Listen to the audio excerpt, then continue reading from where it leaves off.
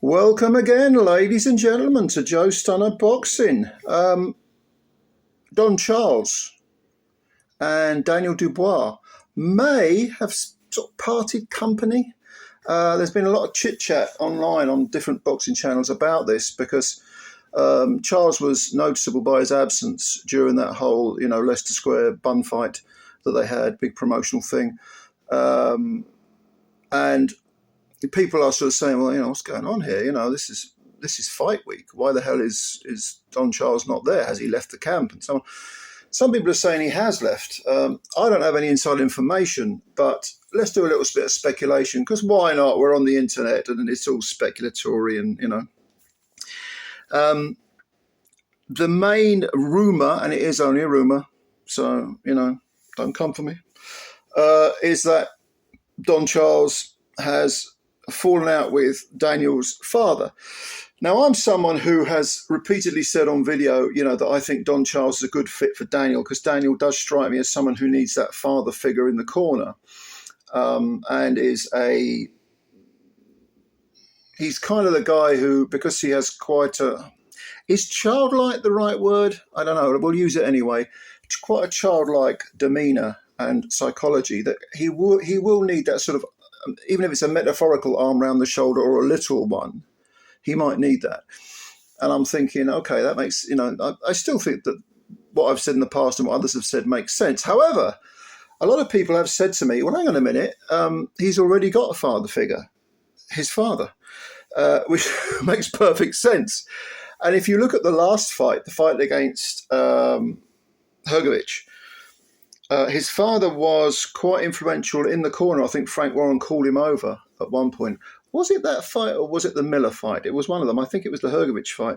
And he wanted Stan, who is Daniel's father's name, he wanted him to get up and, give him a little pep talk, which you would think is the job of the chief second, which would be Don Charles.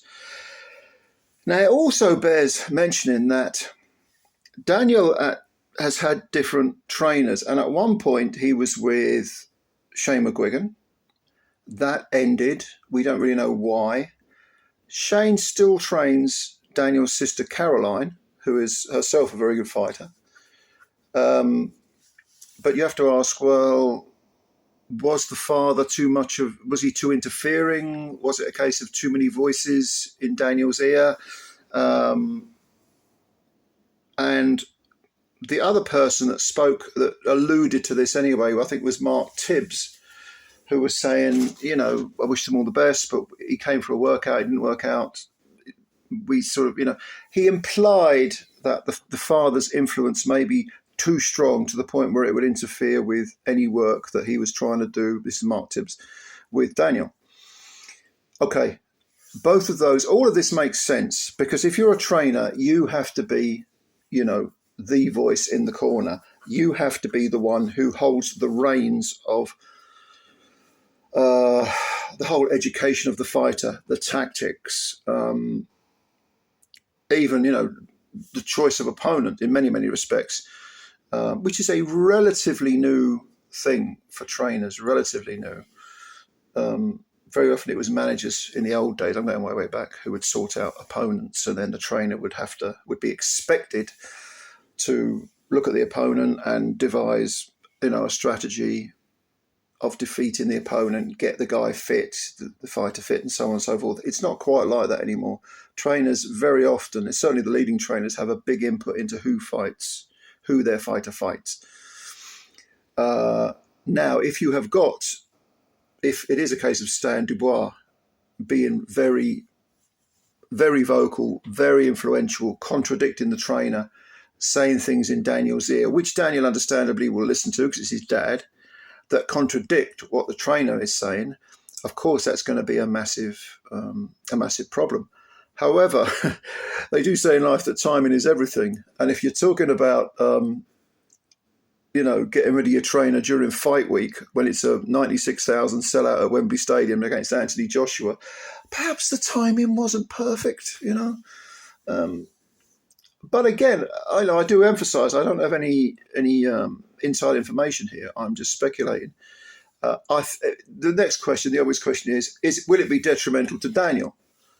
Well, the immediate reaction is to say yes, but when you think about it, it is so close to fight time that if Daniel absolutely has total faith in what his father says, and his father is literally the man who he follows, who guides him, and can, even during the crisis and any sort of mild crisis in a fight, get him through it, the work's been done, presumably, with Don Charles. That's it. It's all, so it's so close to the fight. It's only it's just a little over 48 hours away, that you would think, well, maybe it doesn't matter that much. It's not like when George Groves and Adam Booth separated, weeks before the first Froch fight.